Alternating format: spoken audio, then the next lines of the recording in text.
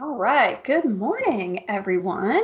Welcome to our TelePracticing Halloween edition presentation. We've got a lot of stuff, a lot of content built into this presentation.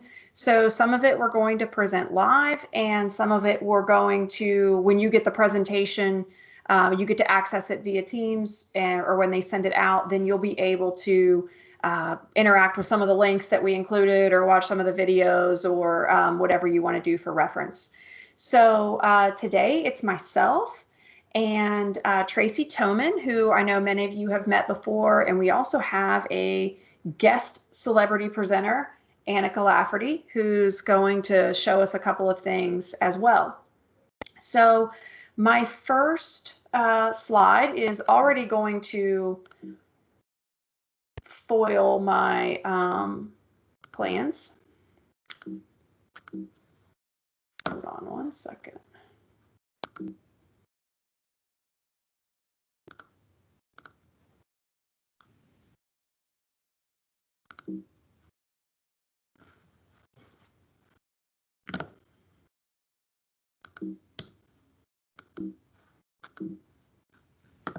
Hold on one second, guys. My PowerPoint's giving me a fit.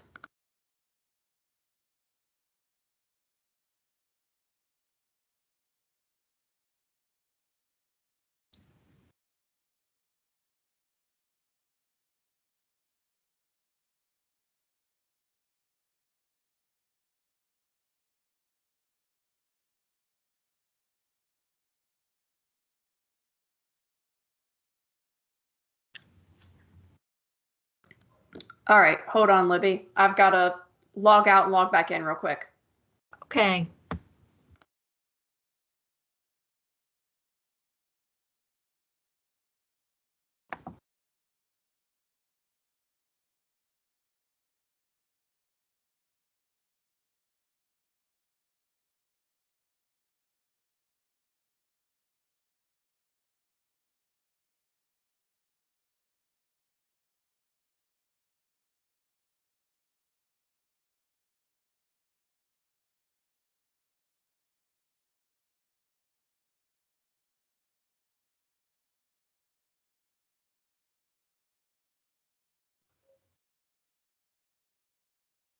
Okay, and I'm back.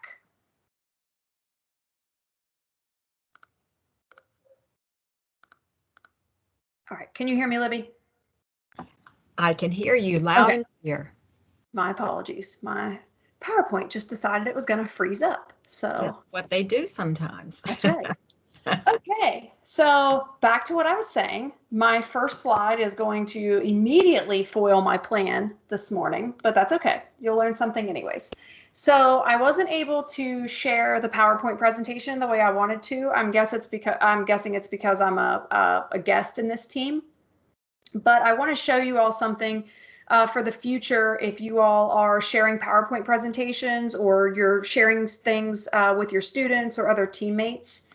So the way that I shared the PowerPoint today is I shared my desktop, which has PowerPoint pulled up in presentation mode.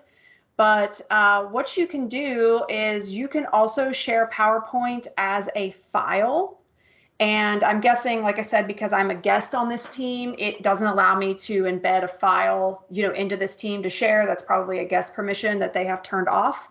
But when you share a file like this, when I would be presenting the PowerPoint presentation, you all would have this menu at the top that would allow you to scroll back and forth between the slides as I'm going over them. So you could essentially move at your own pace. So like if I changed something too quickly and you weren't finished reading that or whatever, you could actually scroll through the slides on your own.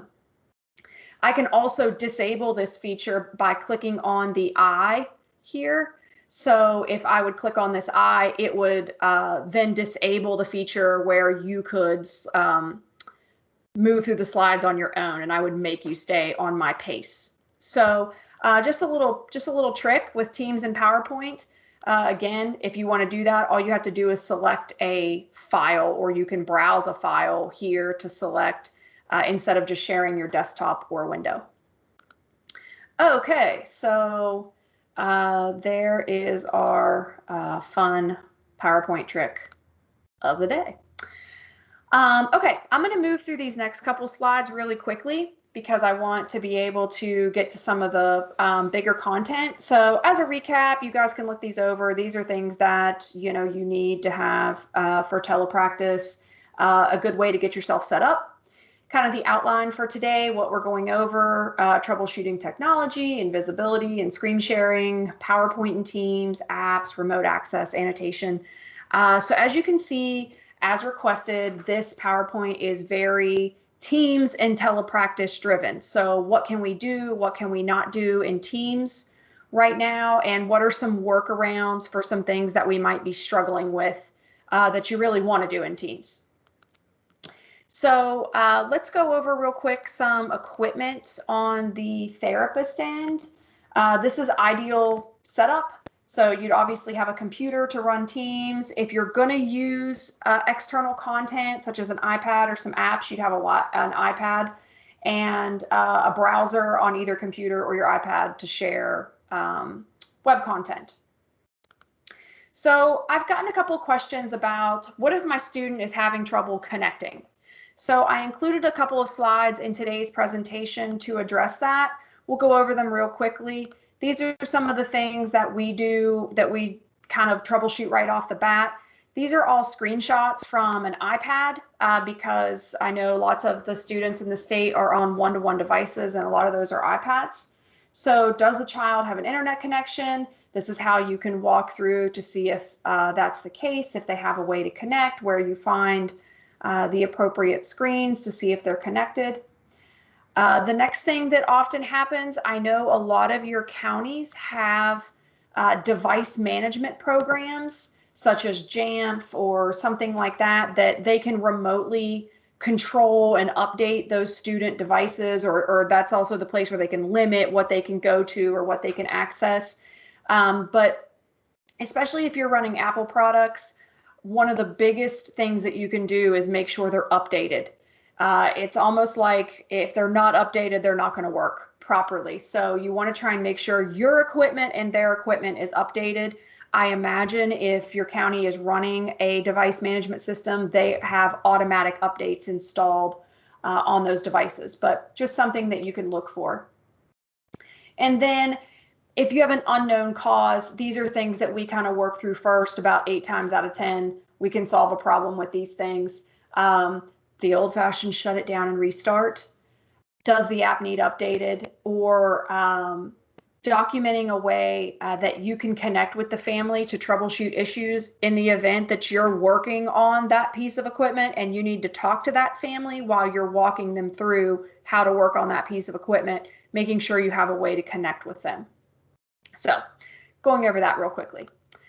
So let's talk about one of the next big questions that I've gotten over the course of the school year so far. So many of you have reported you can't see your student while you're sharing content. So if you're sharing a web app, or you're sharing an app, whatever you might be doing, you can't see your student while you're doing that.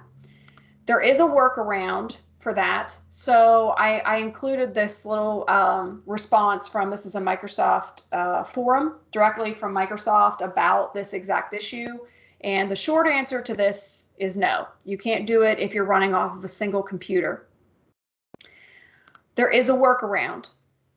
It is possible to view the participant in Teams with the right technology setup. For example, I'm presenting to you all in PowerPoint right now. I can see what I'm sharing. I can also see the list of all the participants. So I have both windows pulled up. In order to do this, the easiest way to do it is to have your laptop and computer and to have an external screen. So these are really affordable type of things. You can use almost anything as an external screen. And now lots of TVs and things can also be used as external screens. I know we've picked up external screens from Staples or places for $50 or $60. But it can be a game changer if you're doing a lot of teletherapy and you want to be able to see that student while you're demonstrating something. I know that this is a hard concept for a lot of you to grasp, which is why I created a video to demonstrate how this is done, how you can see your student and the web app or whatever you might be sharing at the same time. So this is a short little video. I created it again. If you've attended any of my sessions, my famous model of Eiley, my oldest daughter, is always my test subject. So I'm going to show you this little video about how you can share something. I'm going to share a game with you.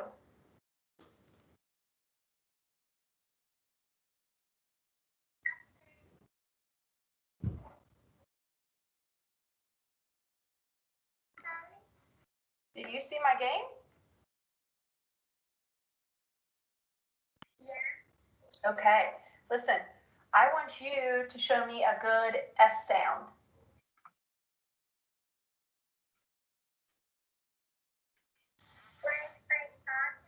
Yeah, just say. Good job. Okay, let's dish out a card.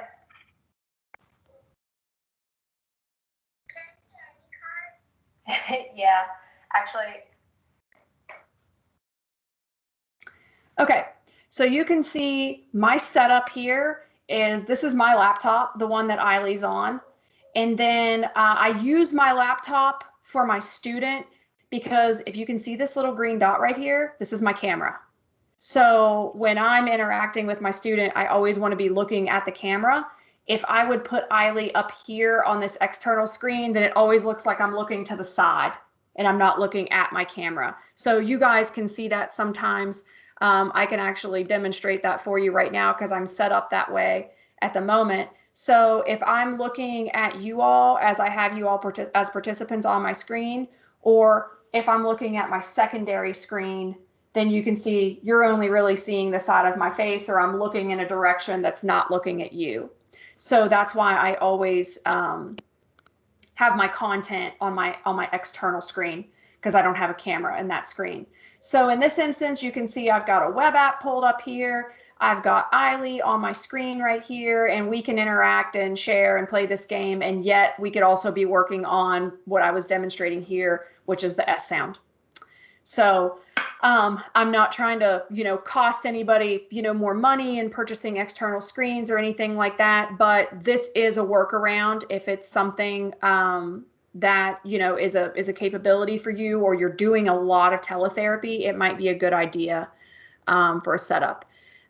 Jody says, can't you just split the screen on your computer so you can see what you're doing and also the client? Yeah, you can try and do that as well. I haven't tested that out on every single type of device.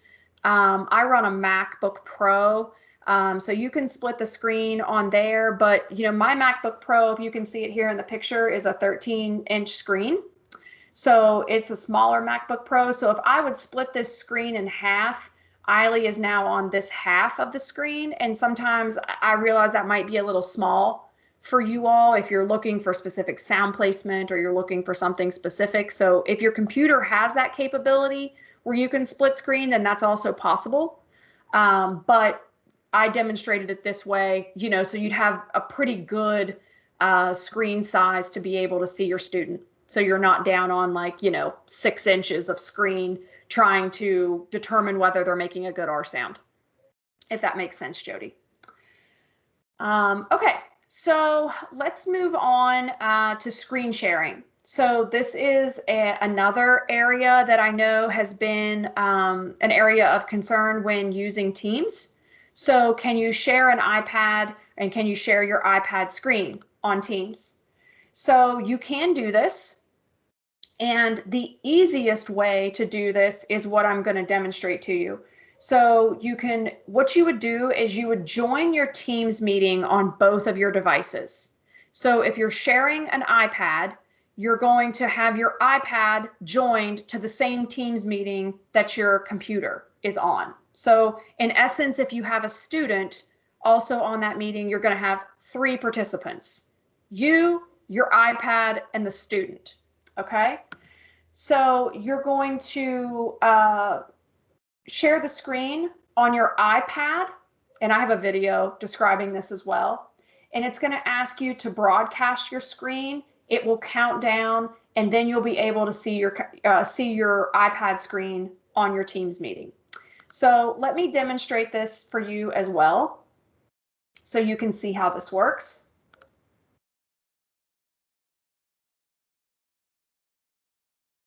Sharing my screen, starting the broadcast, counts down. And now you can see what I can see on my iPad, you can see on the screen. You can see it both places. The student who would be on this meeting would also be able to see it. So this is a way for you to share your iPad content pretty easily. And then when you're done, you can hit stop and it will stop sharing your iPad. So this is one way that you can share your iPad content easily from a Teams meeting. The other option you have is to do some sort of screen sharing or screen mirroring app. Probably the most common and most robust version of this is this Reflector app. There are lots of these. There are probably 10 or 15 different versions, of this. So this isn't the only one by any means. This is a download that you pay for, so it's $17.99. I haven't played as much with the Reflector Teacher version. So these are options that then when you share your screen, it would give you immediate access to mirror your screen from what's on your iPad. So it's just an app that kind of bridges that same thing. But I wanted to give you all a free version of a way to do that as well if you've got your iPad there. So question from Kim. I had trouble adding any other monitor because our county has blocked access to a driver. After several calls and visits, it was accomplished. Okay, so yeah, and I've talked to Kim a few times about that. So if you run into any issues, if you are hooking up an external monitor, it's possible that they've got some settings on networks that may prevent that. So you may have to work with your IT people.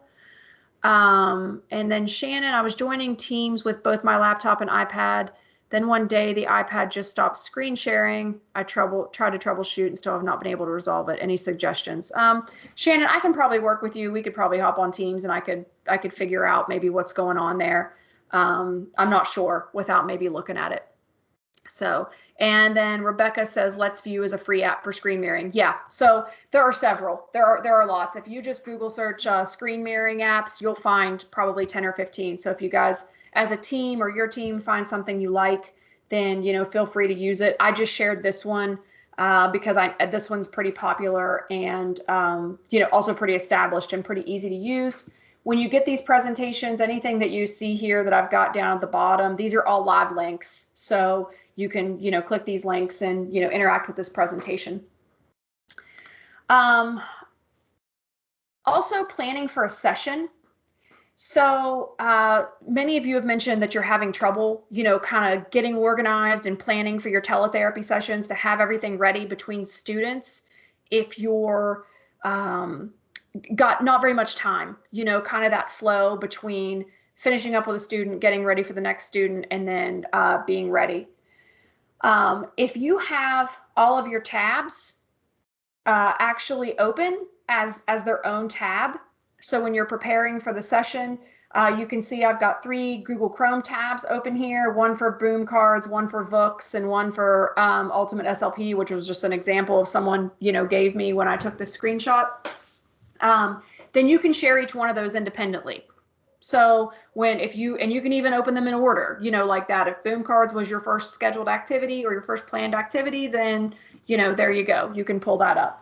Or Vooks, and then, you move on to whatever you need to move. But if you open up each of those tabs independently, then they can be open for your session and you can share them independently like that, and they'll be ready to go. And then I put some, these are all links to different websites or blogs or things that relate to screen sharing. So the basics of screen sharing, you can click these when you get, this PowerPoint if you want to do a little further research. Okay, so Now our guest presenter, Miss Annie, is going to talk a little bit about how you can use PowerPoint and Teams. So PowerPoint can actually be a pretty powerful tool to create some more interactivity within Teams. And I'm going to let Annie talk about how you can use this with your students. Hi guys.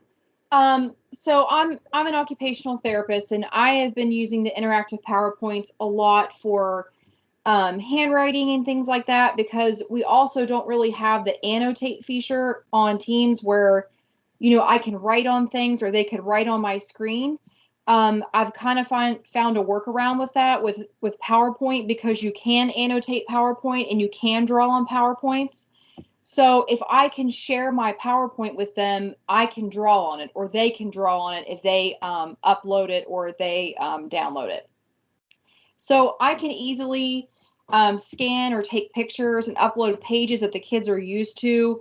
For me, that may be like a specific type of paper that they use. For you guys, it may be like, oh, I have this, great workbook I love to use, but I can't really share that, on the screen. If you scan those and you add those pictures into your PowerPoints, that's a really easy way, to have familiar items with your therapy session. It works a lot better if you make them in landscape instead of a portrait. It's a lot bigger and a lot easier to read. Like I said, you can draw on these. You can send them the link so they can look at it and they can write on them too. Rhea will talk a little later about giving control of your presentation. So if you give control to them, they can also annotate on your screen on that PowerPoint. But obviously, this is a little bit of a higher level skill, so you may want to parent there the first couple of times with them while they're opening it or how to use it. I have been making these PowerPoints for students where I can add, different activities in as slides, and after they annotate it or after they write on it, I can just save that PowerPoint and save it as progress. That's a very easy thing to do. You can also make these slides with like moving pieces. So if you insert pictures or something in your slides, you can easily move them around. Like I've used them for like matching games or memory games that I can say, okay, remember this picture, and I can slide a picture over top of it. So then they have to remember. Okay, Rhea, sorry, I'm like trying to follow your PowerPoint. And again, I like to use all the Microsoft, Office platforms that I can, because they're so easy to integrate with.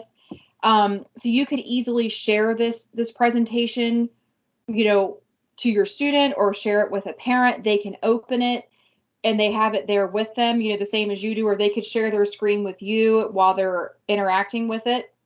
You want to make sure that you send the editable link for this. So before, when I talked about virtual classrooms and everything, and you sent your presentation in presentation mode to where they could not edit it, you want to make sure this is editable for them to be able to draw on it and write on it and move the pieces. Very important, you want to make sure that you keep a master copy of all of these. So if you have one copy and you share an editable link with them, when they edit it, that's how it's going to save on your computer. So I may use the same presentation for multiple students. I make sure that I save a master copy on my computer, not on OneDrive, so that if they do edit it, I still have that master copy that I can edit myself.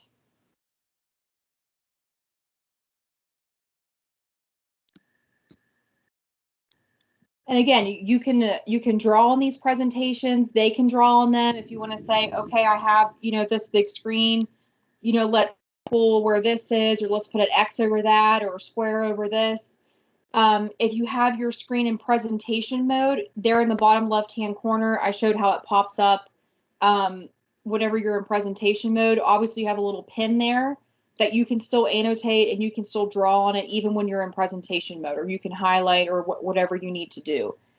You also have a laser pointer that you can just use to guide their attention. And again, you can say the same drawings after presenting the same way if you were in the edit mode.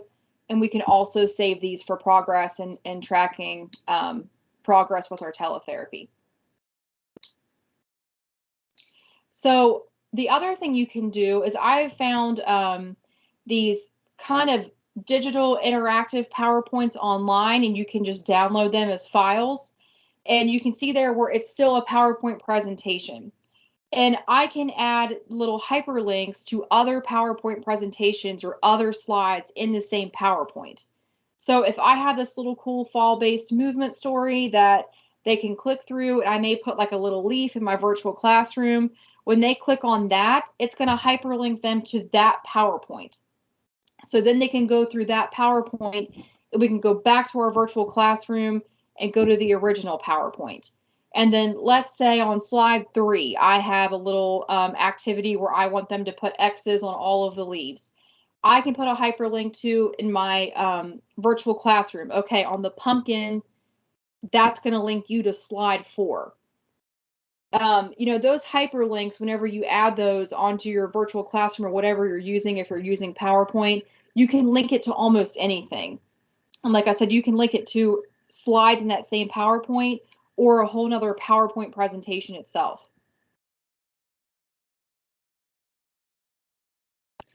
These are a couple gross motor things. If you guys want like little brain breaks or, you know, little movement breaks, sites like Pink Oatmeal, Your Therapy Source, they have a lot of these digital stories, these like movement-based stories that you can use. They're really cool, and I feel like I've had good success with them for those really wiggly kids that are having a hard time sitting and paying attention. You're going to have that literacy component for you guys, you know, a lot of language in there, but it's also going to link to some gross motor movement to get them a little more dynamic of a session there.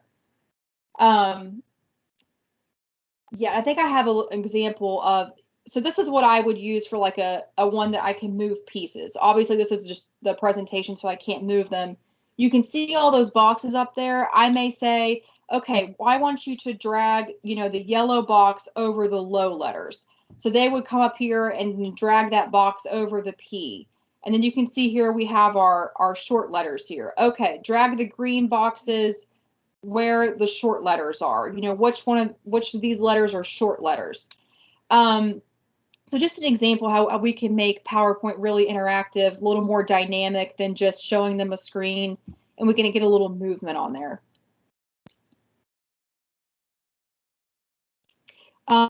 Just some tips. Drag and drop is typically a little harder for the little ones. Obviously, some of the older kids that are more computer literate, their drag and drop is a little easier for them. But sometimes the little ones struggle with drag and drops. You may just, if you have a drag and drop activity, you may just want to talk them through it or talk about it because they can get a little frustrated with that. Again, always save a master copy so that if they edit it, it doesn't edit your master copy. And again, like I said, I've been saving these to track progress, and we can see how we've been progressing through virtual therapy. And I think it's a great tool because it's very interactive with Outlook and Teams, and I can add that PowerPoint presentation into my virtual classroom, and then I can embed that in my Teams site if you guys are making specific teams for your students. And I've added a little bit in here on how to add that.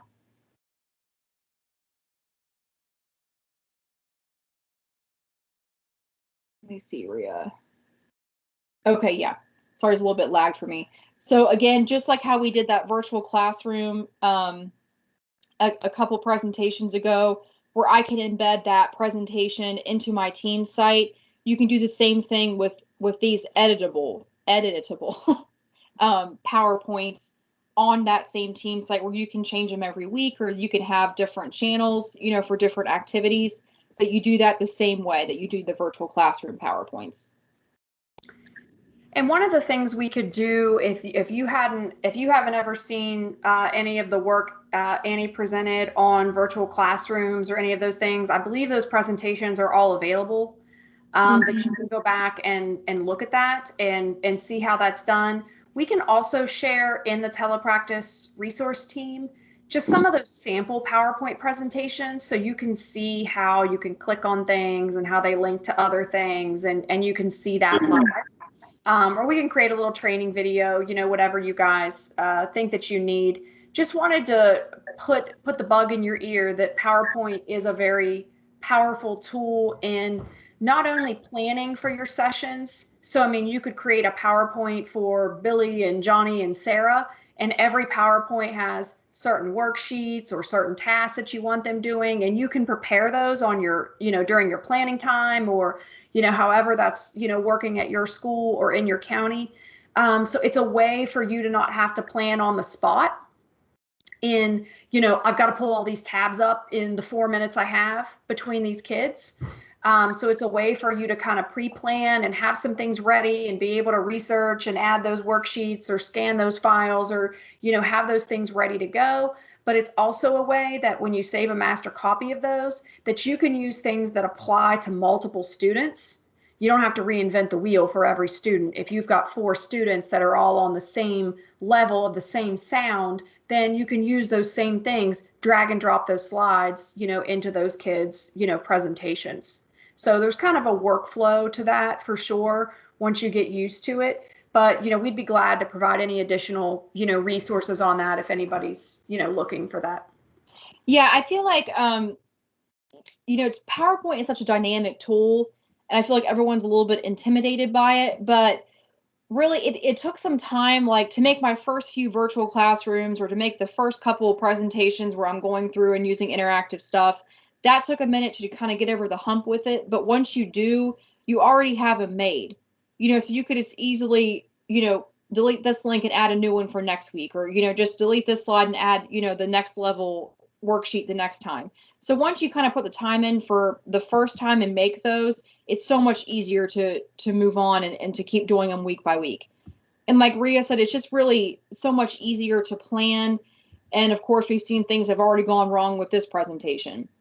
So if you're not trying to open links, find this worksheet, do that all while you're in a session, it really cuts back on that lag time of, where we can kind of lose attention for kids, where they're not, we might have a couple minutes where we're trying to troubleshoot a YouTube video, or we're trying to find it again, where we may lose their attention. And you can embed your links. You can embed your links in your PowerPoint presentations. If you're going to use this particular website, you're going to use Boom Cards, you're going to use whatever, you can build that in as a slide. So it's just ready to click when you need it. So that's a thought as well. All right. So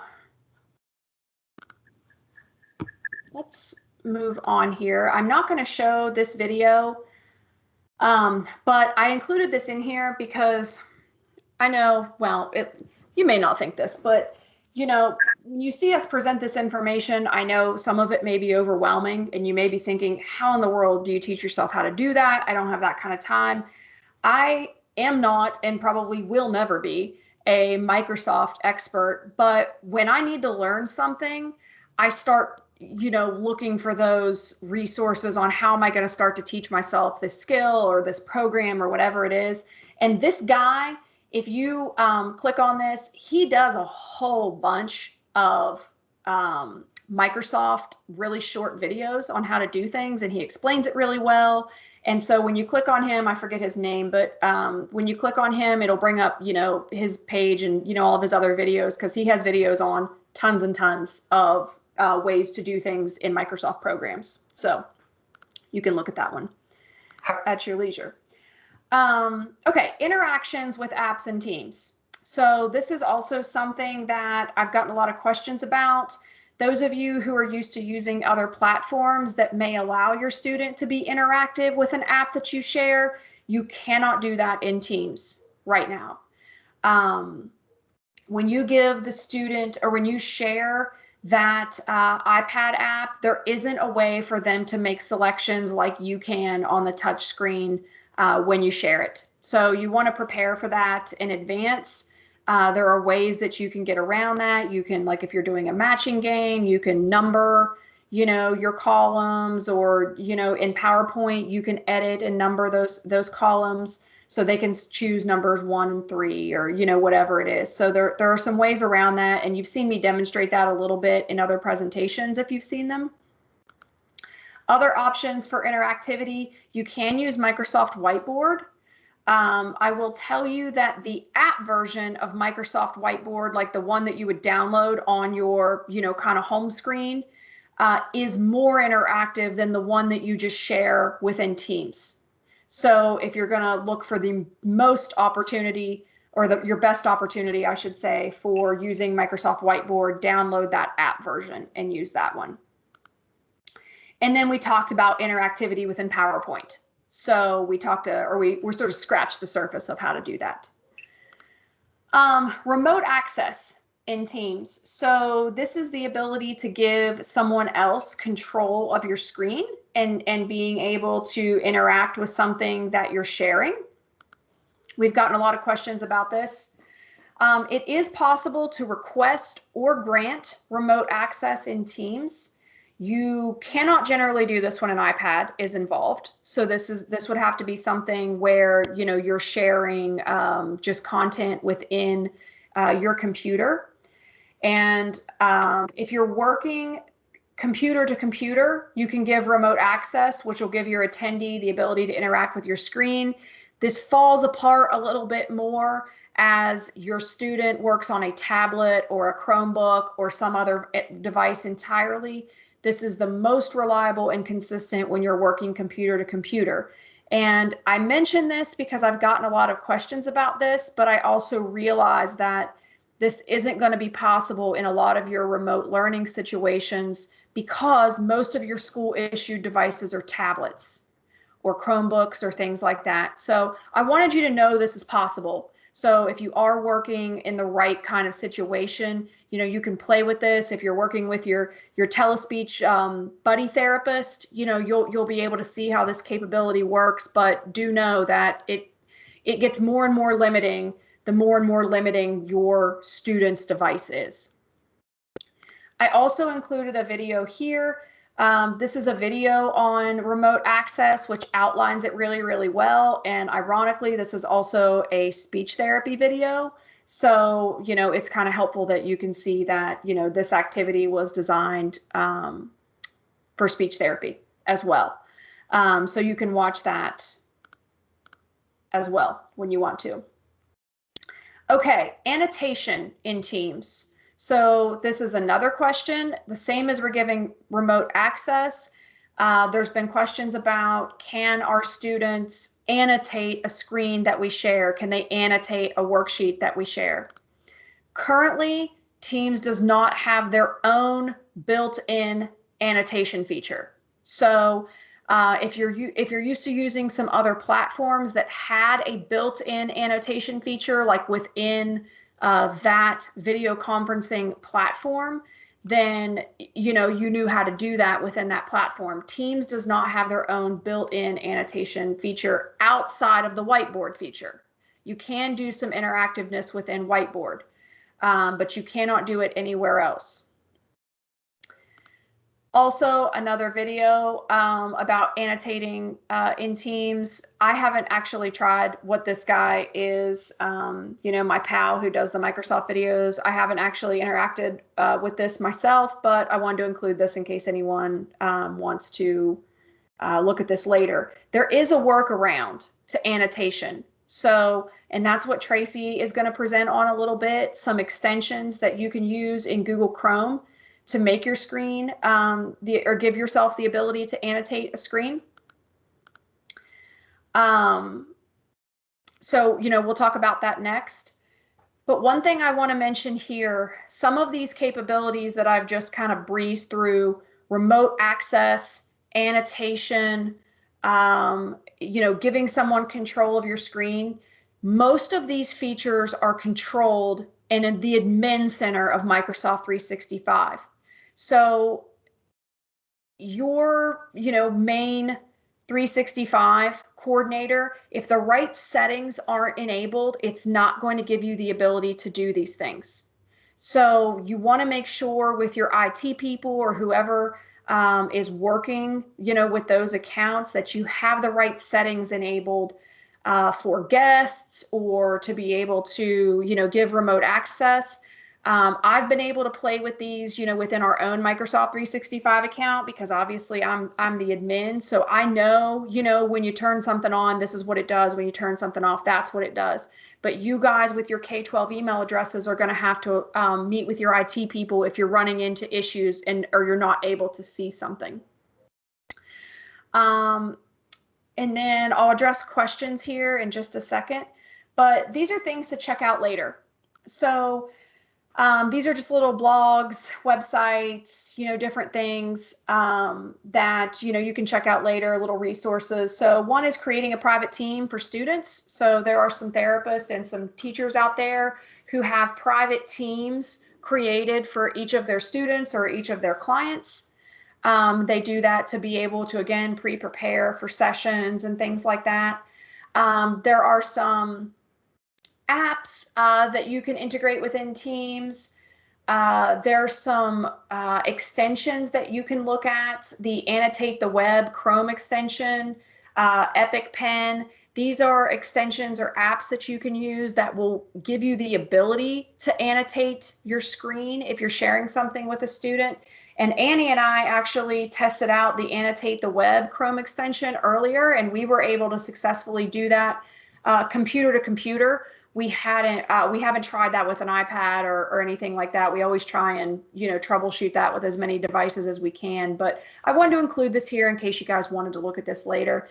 And then lastly, I put some free Thanksgiving activities in there for you for, just a little bit of fun when you're not looking at Chrome extensions, because I realize that isn't the most riveting material. Okay, Mary, where do we download the whiteboard app? Depending on what kind of computer you use, like I use a Mac, I download all those from my App Store on my MacBook. If you're using so you're using a Mac, so you have an App Store on your Mac, your MacBook Pro, Air, whatever you're using, and you can download any of those extensions or any of those Microsoft apps from that App Store, including Whiteboard.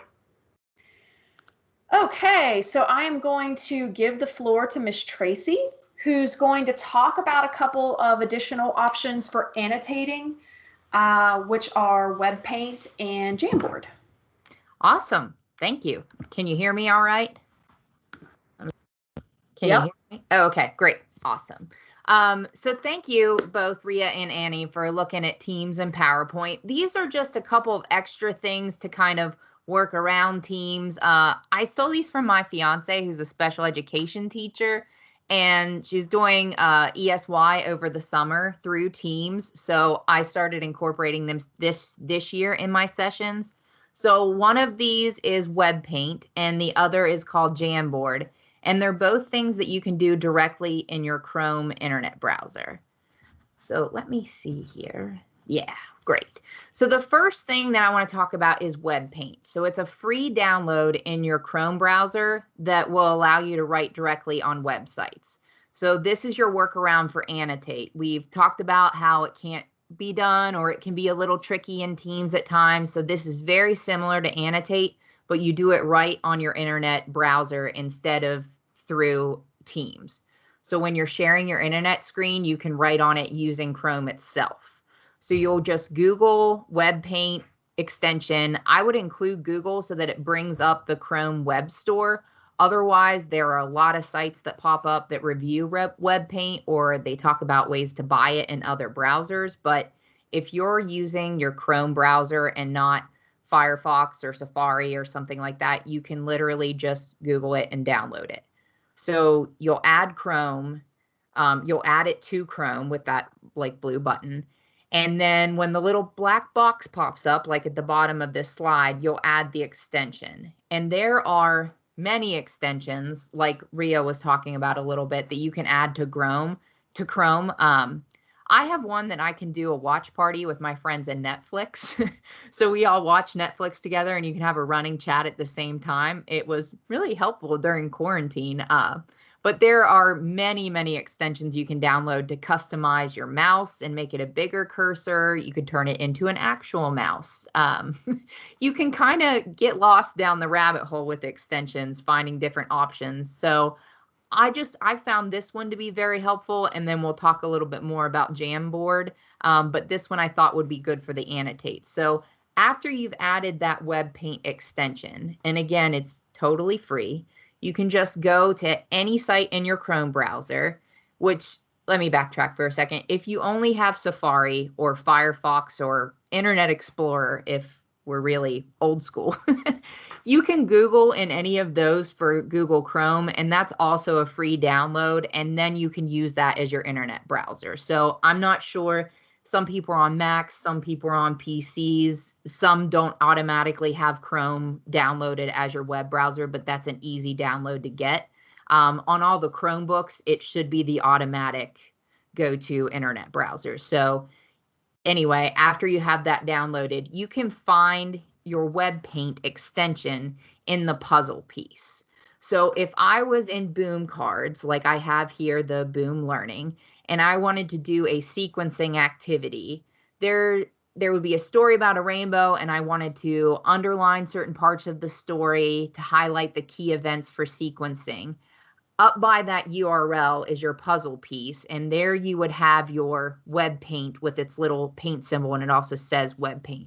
So after you've clicked on that, the menu comes up, and there you can click on the pencil to draw. You can do a text box where I wrote "this is cool." You can type your notes in. You can fill in shape boxes, make lines, do curved lines. The little gears or wheels looking thing allows you to make shortcuts. So if you decided that you wanted to automatically make a text box that you could just do on your keyboard, you could assign it like Control-Alt-T, and that would let you put a text box in on your web browser. But if that's too complicated, just ignore the little wheels and you can just click the pictures of the pencil or whatever it is that you want to use. You can change the color. You can change the transparency and the size, any of that with that menu for web paint. You can also use the camera option, and that'll take a screenshot of what you've written on this screen. So if you wanted to save it for later to send to your students so they could practice these things as a homework assignment or anything like that, it'll take that screenshot of it with the camera. And then to clear the whole screen, you would use the little broom sweeper option up at the top, and that would clear the entire page so that when you go to your next Boom card page, you don't have a bunch of little lines written in random places. And then to exit, you would use that arrow pointing to the right, which I made bigger and zoomed in on the bottom of the slide. So it's kind of a rundown of the menu for web paint, and it's a nice way to do a lot of the annotation skills like we've done in Zoom and Google Meets and some of these other things, but I know most of us are using Teams, and even I'm using Teams with some of my students now, and this has been an easier workaround for me to be able to write right in the web browser. So the next thing I'd like to talk about is Jamboard. And Jamboard's not actually an extension, it is just a website. So you can Google it again and make sure it's actually jamboard.google.com. Again, there are a lot of websites with different reviews and different things that want you to buy a G Suite and everything else, and you probably don't need to do all of that. So if you just find the one that is jamboard.google.com, that'll take you to where you can start making all the magic happen. So in Jamboard, here I created an untitled Jamboard piece. It's just like your whiteboard, and you can share the link with your student. So I would recommend sharing it in the chat while you're working with your student. You can put the URL, the address right there in the chat so they can click it.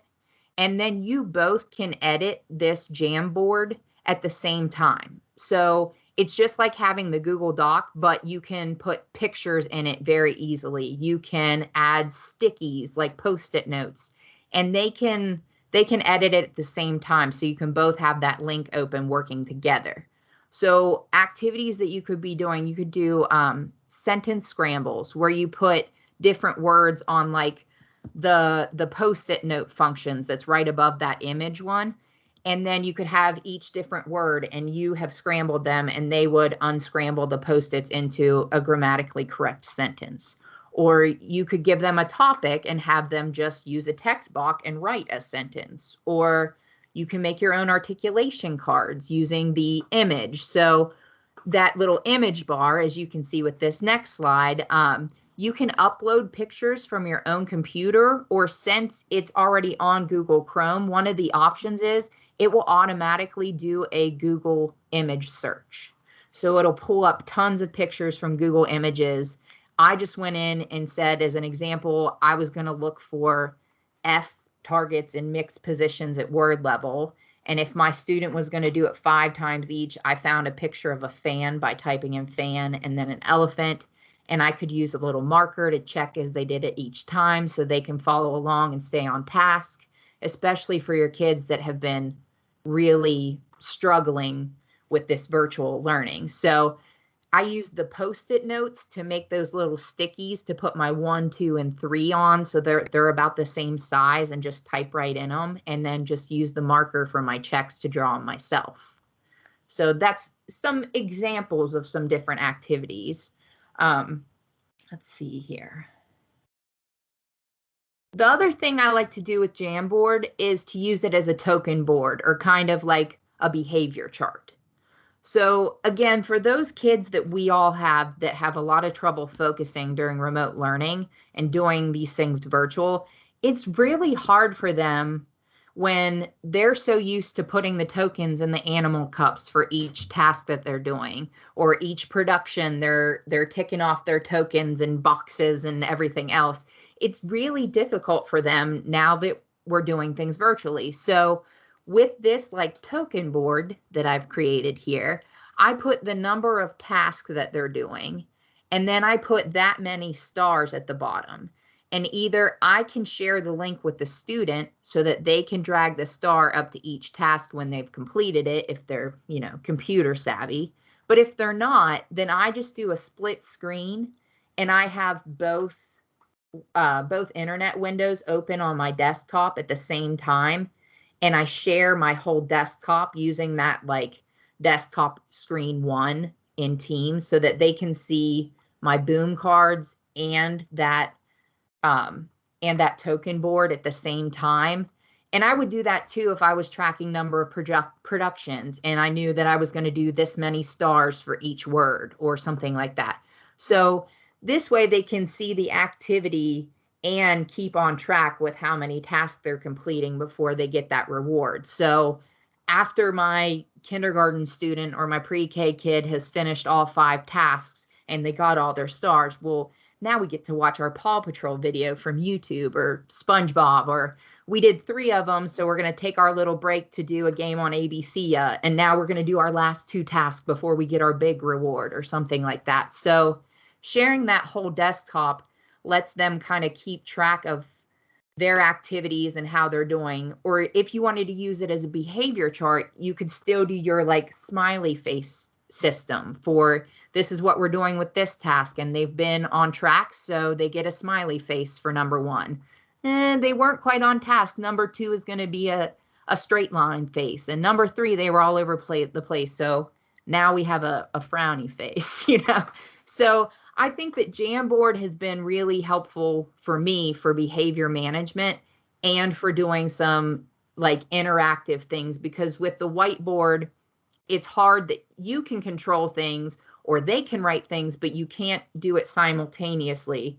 But with Jamboard, you can share that link and do it at the same time. So, questions? Right. So I realize we went through a whole bunch of stuff today. But I wanted you guys to have at least the tip of the iceberg on a lot of these things, because we can address some of these things in providing you additional resources or samples or anything within the actual telepractice resource team. So I wanted you guys to have all these buzzwords, to have a couple of these things to where you knew, what was out there and kind of what was available. So any questions, comments, or thoughts for next time? I think we addressed the comment about getting things to work with BoomCard or Pink cat games, like a way around that in the presentation. If not, feel free to ask that question again. And then the question about things not seeming to work with school issued devices, I think we also addressed that one, as most school issued devices fall in that tablet category. But if I didn't answer those, please ask them again. While you're thinking of questions or comments and ideas for next time, you can note our session for next month is going to be a week earlier than we usually have it, unless anyone wants to log in the Friday after Thanksgiving, which I doubt anyone is going to want to do. So we moved it to the week before. And then while we're addressing questions, there's the QR code for today's session. And if you have this live presentation, there's also the link to the form and your certificate link if you need that. So I've pretty much run through the list of things that I had as requests to be addressed. Oh, here you go. If you need to save the date, 11 to 12, our normal time. I've pretty much run through the list of topics that you guys have requested to be addressed in the telepracticing sessions. I know that the high need students are still always a concern, and we can do some things on that in the future, but we've addressed a lot of the technical issues with Teams and boom cards and things like that. So feel free to pop in the chat if you have ideas for other topics that we can cover or other things that you're struggling with, and we'll open up the floor for questions.